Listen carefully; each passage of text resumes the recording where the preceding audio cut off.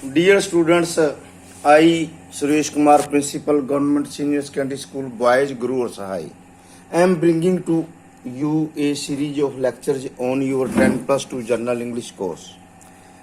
I am uploading these lectures on my school's YouTube channel GSSS Boys School Guru Sahai for your intensive study.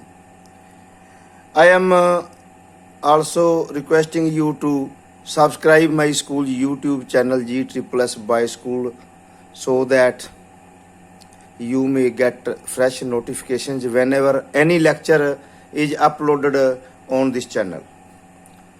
I am also requesting you to send my links which are I am sending you to share with your friends, relatives and other people so that they may get full benefit from my studies during the intense wave of corona pandemic.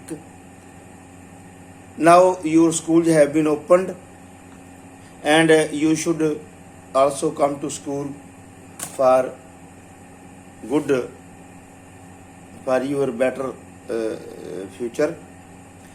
I am starting your poetry section today, and first of all we will discuss the summary of your first poem, the prayer of woods,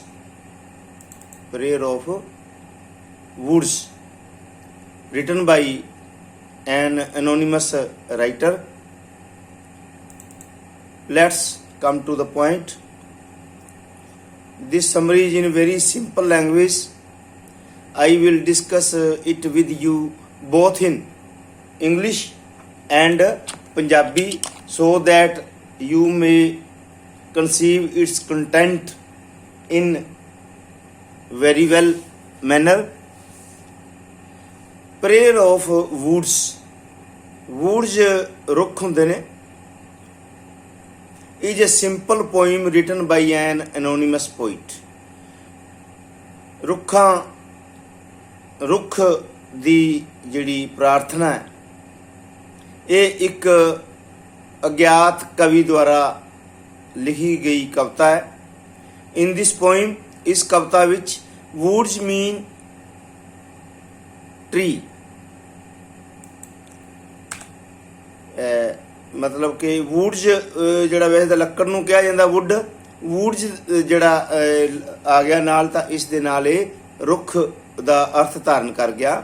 this poem is in the shape of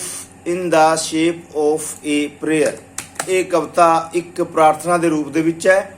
in this poem, ਇਸ ਕਵਿਤਾ ਵਿੱਚ trees make an appeal to human beings not to harm them. ਵੀ ਰੁੱਖ ਜਿਹੜੇ ਨੇ ਉਹ ਮਨੁੱਖ ਨੂੰ ਬੇਨਤੀ ਕਰਦੇ ਨੇ ਕਿ ਅਪੀਲ ਕਰਦੇ ਨੇ ਕਿ ਉਹ ਉਹਨਾਂ ਨੂੰ ਨੁਕਸਾਨ ਨਾ ਪਹੁੰਚਾਉਣ. they tell human beings that ਉਹ ਮਨੁੱਖਾਂ ਨੂੰ ਦੱਸਦੇ ਹਨ they are useful in many ways to them ਕਿ ਉਹ ਬਹੁਤ ਸਾਰੇ ਮਤਲਬ ਤਰੀਕਿਆਂ ਦੇ ਨਾਲ, ਬਹੁਤ ਸਾਰੇ ਢੰਗਾਂ ਦੇ ਨਾਲ ਉਹਨਾਂ ਦੇ ਲਈ ਲਾਭਦਾਇਕ ਹਨ. The wood of trees is used as fuel. ਰੁੱਖਾਂ ਦੀ ਲੱਕੜ ਨੂੰ ਜਿਹੜਾ ਹੈ ਉਹ ਬਾਲਣ ਦੇ ਤੌਰ ਤੇ ਵਰਤਿਆ ਜਾਂਦਾ ਹੈ. In winter, ਸਰਦੀਆਂ ਵਿੱਚ wood of the trees provide warmth to them. ਕਿ ਲੱਕੜ ਜਿਹੜੀ ਰੁੱਖਾਂ ਦੀ ਹੈ ਉਹ ਉਹਨਾਂ ਨੂੰ ਨਿੱਘ ਪ੍ਰਦਾਨ ਕਰਦੀ ਹੈ. They give shade in hot summer days. ਉਹ ਗਰਮੀਆਂ ਦੇ ਦਿਨਾਂ ਦੇ ਵਿੱਚ ਉਹਨਾਂ ਨੂੰ ਛਾਂ ਦਿੰਦੇ ਹਨ. They soothe them in the scorching heat of the sun. ਉਹ ਉਹਨਾਂ ਨੂੰ ਜਿਹੜੀ ਚਮੜੀ ਨੂੰ ਜਿਹੜਾ ਜਲਾਉਣ ਵਾਲੀ, ਵਿਲੁੰਦਰਨ ਵਾਲੀ ਜਿਹੜੀ ਮਤਲਬ ਕਿ ਗਰਮੀ ਹੈ ਉਹਨਾਂ ਤੋਂ ਆਰਾਮ ਪਹੁੰਚਾਉਂਦੇ ਹਨ. They give juicy fruits to human beings to quench their thirst.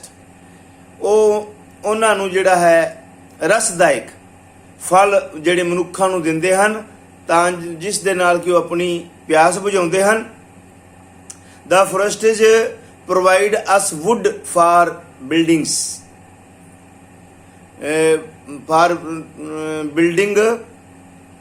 buildings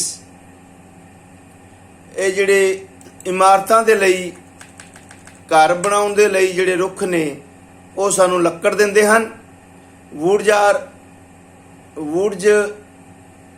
is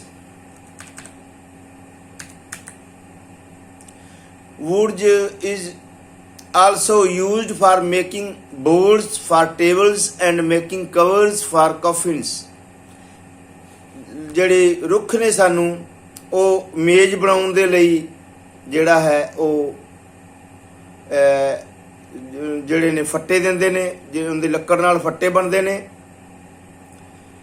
ਤੇ ਕਫਿਨ ਜਦੋਂ ਵਿਅਕਤੀ ਮਰ ਜਾਂਦਾ ਹੈ ਤਾਂ ਉਸ ਦੇ ਲਈ ਜਿਹੜਾ ਉਹ ਬਕਸੇ ਜਿਹੜੇ ਬਣਾਏ ਜਾਂਦੇ ਨੇ ਉਹ ਲੱਕੜ ਦੇ ਬਣਾਏ ਜਾਂਦੇ ਨੇ ਡੈੱਡ ਬੋਡੀ ਰੱਖਣ ਦੇ ਲਈ। ਲਾਸਟ ਰਿਚੁਅਲ ਜੇ ਪਰਫਾਰਮ ਕਰਨ ਦੇ ਲਈ, ਗ੍ਰੇਵਯਾਰਡ ਤੱਕ ਜਾਣ ਦੇ ਲਈ ਜੋ ਜਿਹੜਾ ਵਰਤਿਆ ਜਾਂਦਾ ਹੈ ਤਾਬੂਤ, ਉਹ ਲੱਕੜ ਦਾ ਬਣਿਆ ਹੁੰਦਾ। Wood is also used for making handles of garden tools। ਜਿਹੜੇ ਰੁੱਖ ਨੇ ਇਹਨਾਂ ਦੇ ਨਾਲ ਜਿਹੜੇ ਸਾਡੇ ਬਾਗਬਾਨੀ ਦੇ ਜਾਂ ਐਗਰੀਕਲਚਰ ਦੇ ਜਿਹੜੇ ਸੰਦ ਨੇ ਉਹਨਾਂ ਦੇ ਹੈਂਡਲ ਜਿਹੜੇ ਬਣਦੇ ਨੇ, ਜਿਵੇਂ ਫੋੜੀ ਹੈ, ਹੋਏ, ਕੁਦਾਲਾ ਹੈ, ਡੋਰਜ ਫਾਰ ਹੋਮਸ ਐਂਡ ਕ੍ਰੈਡਲਸ ਤੇ ਜਿਹੜੇ ਬੂਹੇ ਬਾਰੀਆਂ ਜਿਹੜੇ ਘਰਾਂ ਦੇ ਬਣਦੇ ਨੇ ਉਹ, ਤੇ ਜਿਹੜੇ ਬੱਚਿਆਂ ਦੇ ਲਈ ਜਿਹੜੇ ਭੰਗੂੜੇ ਬਣਾਏ ਜਾਂਦੇ ਨੇ, ਇਹ ਚੀਜ਼ ਸਾਰੀ ਦੀ ਸਾਰੀ ਲੱਕੜ ਦੀ ਬਣਦੀ ਹੈ ਜੋ ਕਿ ਸਾਨੂੰ ਰੁੱਖ ਦਿੰਦੇ ਹਨ। It is also used as beam to support house roof. ਘਰ ਦੀ ਛੱਤ ਨੂੰ ਮਤਲਬ ਜਿਹੜਾ ਹੈ ਸੰਰਕਸ਼ਣ ਦੇਣ ਦੇ ਲਈ, ਸਪੋਰਟ ਦੇਣ ਦੇ ਲਈ, ਆਸਰਾ ਦੇਣ ਦੇ ਲਈ ਜਿਹੜੇ ਬੀਮ ਨੇ ਜਿਹੜੇ ਉਹ ਲੱਕੜ ਦੇ ਬਣਾਏ ਜਾਂਦੇ ਹਨ, ਜਿਹਨਾਂ ਨੂੰ ਆਪਾਂ ਸ਼ਤੀਰ ਕਹਿੰਦੇ ਆ। ਸ਼ਤੀਰ ਪੁਰਾਣੇ ਟਾਈਮ 'ਚ ਵਰਤੇ ਜਾਂਦੇ ਸੀ। Wood inspire people with feelings of kindness and enjoyment of beauty। ਰੁੱਖ ਜਿਹੜੇ ਨੇ ਉਹ ਸਾਨੂੰ ਦਿਆਲਤਾ ਦੇ ਭਾਵ ਦੇ ਨਾਲ ਸੁੰਦਰਤਾ ਦਾ ਆਨੰਦ ਜਿਹੜਾ ਮਾਣਨ ਦੇ ਲਈ ਪ੍ਰੇਰਿਤ ਕਰਦੇ ਹਨ। ਇੰਸਪਾਇਰ ਹੁੰਦਾ ਪ੍ਰੇਰਨਾ ਦੇਣਾ। ਇਨ ਅਦਰ ਵਰਡਸ, ਦੂਸਰੇ ਸ਼ਬਦਾਂ ਵਿੱਚ ਵੂਡਸ ਆਰ ਵੈਰੀ ਯੂਜ਼ਫੁਲ ਫਾਰ ਮੈਨ। ਕਿ ਦੂਸਰੇ ਸ਼ਬਦਾਂ 'ਚ ਕਹੀਏ ਤਾਂ ਜਿਹੜੇ ਰੁੱਖ ਨੇ ਉਹ ਮਨੁੱਖਾਂ ਦੇ ਲਈ ਮਤਲਬ ਕਿ ਕਈ ਢੰਗਾਂ ਦੇ ਨਾਲ ਬਹੁਤ ਲਾਭਦਾਇਕ ਹਨ। ਸੋ ਦੇ ਅਪੀਲ ਹਿਊਮਨ ਬੀਇੰਗ, ਜਿਸ ਲਈ ਉਹ ਮਨੁੱਖਾਂ ਨੂੰ ਮਤਲਬ ਜਿਹੜਾ ਅਪੀਲ ਕਰਦੇ ਨੇ, ਬੇਨਤੀ ਕਰਦੇ ਨੇ ਕਿ ਉਹ ਉਹਨਾਂ ਨੂੰ appeal not to harm them in any way, ਕਿ ਕਿਸੇ ਵੀ ਢੰਗ ਨਾਲ ਉਹ ਉਹਨਾਂ ਨੂੰ ਨੁਕਸਾਨ ਨਾ ਪਹੁੰਚਾਉਣ। This is the summary and now I am coming with it's main idea also. Now let's discuss its main idea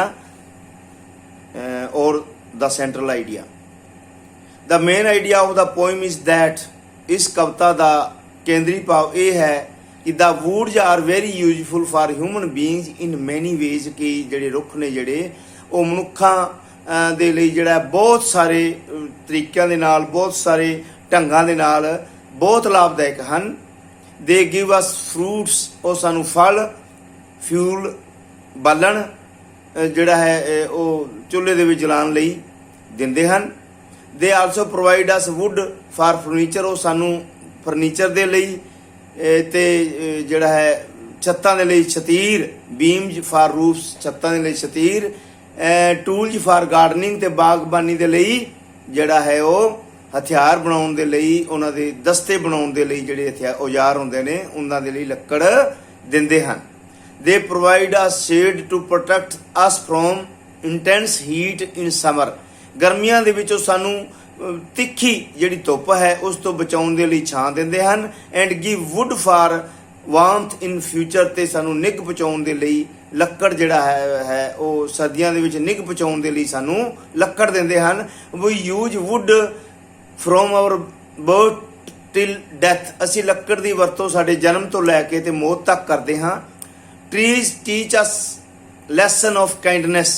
ਰੁੱਖ ਸਾਨੂੰ ਜਿਹੜਾ ਹੈ ਦਿਆਲਤਾ ਅਤੇ ਐਂਡ ਬਿਊਟੀ ਦਿਆਲਤਾ ਅਤੇ ਸੁੰਦਰਤਾ ਦਾ ਪਾਠ ਪੜਾਉਂਦੇ ਹਨ। So they make a humble request to human beings, ਇਸ ਲਈ ਉਹ ਬੜੀ ਨਿਮਰ ਬੇਨਤੀ ਜਿਹੜਾ ਮਨੁੱਖਾਂ ਦੇ ਲਈ ਕਰਦੇ ਹਨ, ਨਾਟ to ਹਾਰਮ them in any way, ਕਿ ਉਹ ਉਹਨਾਂ ਨੂੰ ਕਿਸੇ ਵੀ ਢੰਗ ਦੇ ਨਾਲ ਨੁਕਸਾਨ ਨਾ ਪਹੁੰਚਾਉਣ।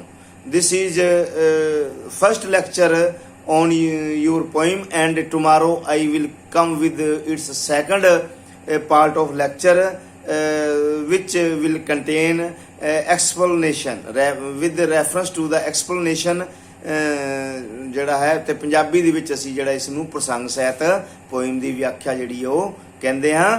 ਤੇ you should study hard, and I also request you to take care of your health. Thank you very much. Okay, have a nice day.